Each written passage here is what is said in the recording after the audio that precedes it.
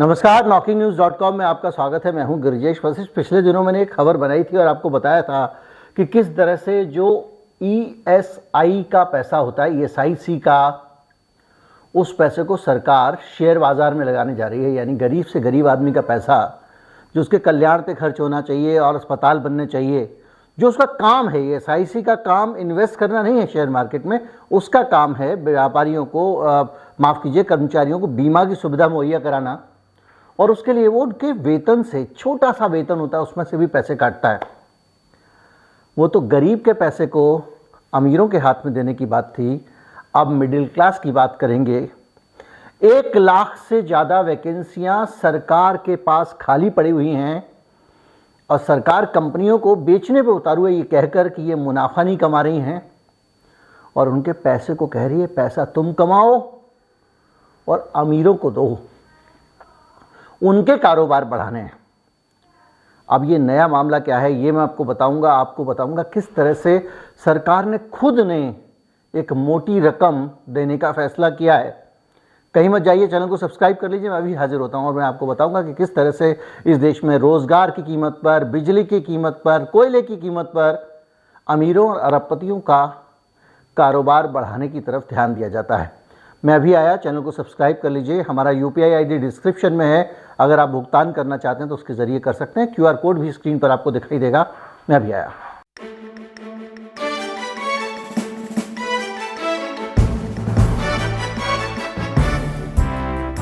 हिंदुस्तान की public sector कंपनियों को सरकार बेचना चाहती है, प्राइवेटाइज करना चाहती है।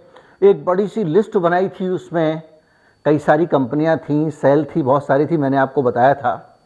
और ये भी बताया था कि ये कंपनियां मुनाफा कमा रही हैं, फिर भी कौड़ियों के दाम इनको बेचा जा रहा है। ये भी आपको बताया था कि जिस कंपनी के असेट, अपने खाली असेट ज़मीनें मिला के उससे कई गुना ज़्यादा किए हैं जितने में ज़मीनों को बेचा जा रहा है। उसके बाद मैंने आपको ESI वाली खबर बताई थी, तो 2 ही दिन पुरानी।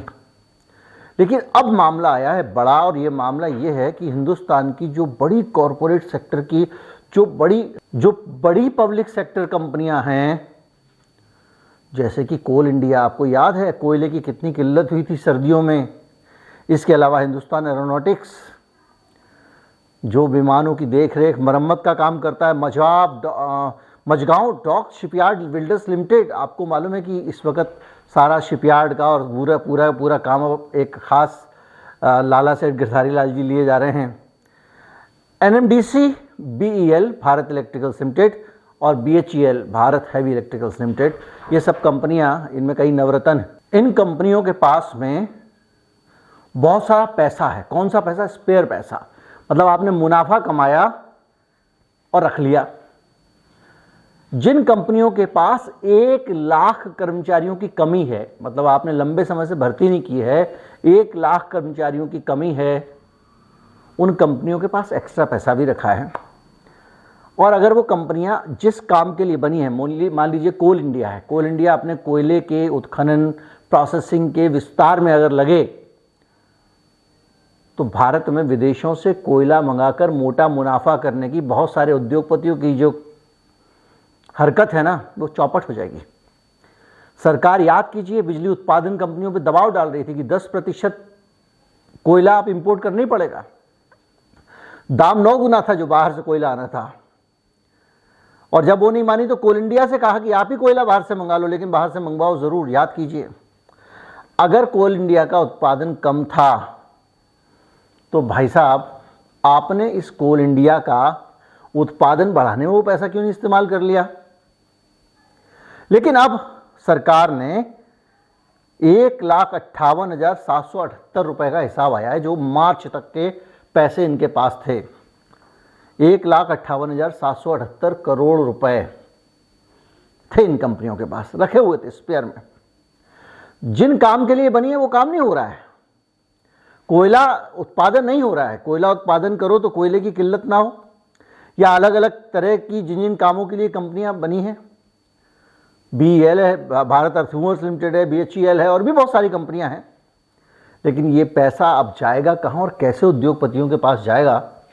तो उसके लिए मैं आपको बताता हूँ। एक परमिशन दी है सरकार ने और कहा है कि इस पैसे को आप शेयर बाजार में लगाइए, म्यूचुअल फंड खरीदिए। इनको कहा गया कि आप जो है पैसा लगाइए म्यूचुअल फंड में, डेट फंड में पैसा लगाइए। और हिंदुस्तान में जो जानी मानी कंपनियां हैं म्यूचुअल फंड कंपनियां, उन कंपनियों में जो इन्वेस्टमेंट है, ये मैं नहीं कह रहा हूँ, ये इकोनॉमिक टाइम्स की रिपोर्ट है, उस इन्वेस्टमेंट में और पैसा ऐड किया जा रहा है। जो अभी तक 39 लाख करोड़ रुपया है उनके पास, जो वित्त वर्ष 2022 तक का आंकड़ा है, यानी 1 अप्रैल तक का, 31 मार्च तक का, उस पैसे में 2 लाख करोड़ के करीब की ये एक सीधे सीधे बढ़ोतरी हो जाएगी। और वो पैसा किसके काम आएगा? वो पैसा बड़ी बड़ी कंपनियों को दिया जाएगा, उन कंपनियों का कारोबार बढ़ेगा और ये कंपनियां अपने खातों में जो अपने मूल काम करके कमाई करनी चाहिए, उसके बजाय ये म्यूचुअल फंड से कमाई करेंगे। ये चल रहा है इस देश में।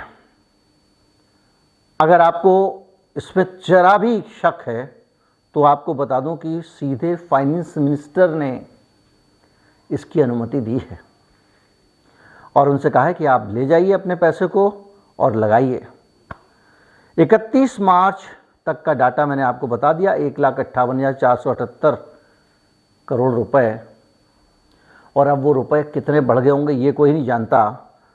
और जो बीमा कंपनियां हैं ना, उनके पास में, और ये रकम जो मैं आपको बता रहा हूँ, इसमें फाइनेंशियल सेक्टर में जो कंपनियां हैं, बैंक्स हैं, बीमा कंपनियां हैं, उनके पैसे को नहीं जोड़ा गया है, तब इतना पैसा है।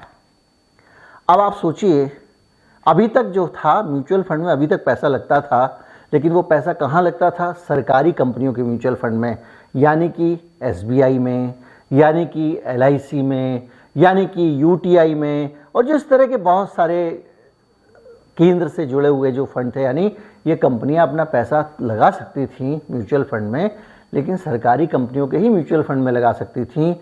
लेकिन अब ये पैसा सीधे बाजार में झोंक दिया गया है। यानी आप अपना काम मत करो, लोगों को नौकरियां मत दो। भाई, कंपनी का मतलब ही नौकरी होता है।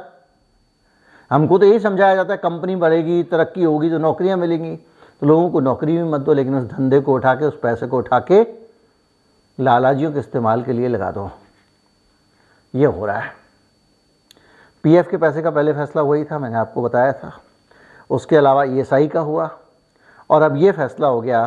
कुल मिला के जो कहानी है वो आपके सामने है, पैसा कहाँ जा रहा है आपके सामने है, और इस देश की प्राथमिकताएं कैसे बदल रही हैं ये भी आपके सामने है। उम्मीद करता हूँ वीडियो आपको अच्छा लगा होगा। अच्छा लगा हो तो ज़्यादा से ज़्यादा लोगों तक पहुँचाए, चैनल को सब्सक्राइब कर लें। नमस्कार, जय हिंद।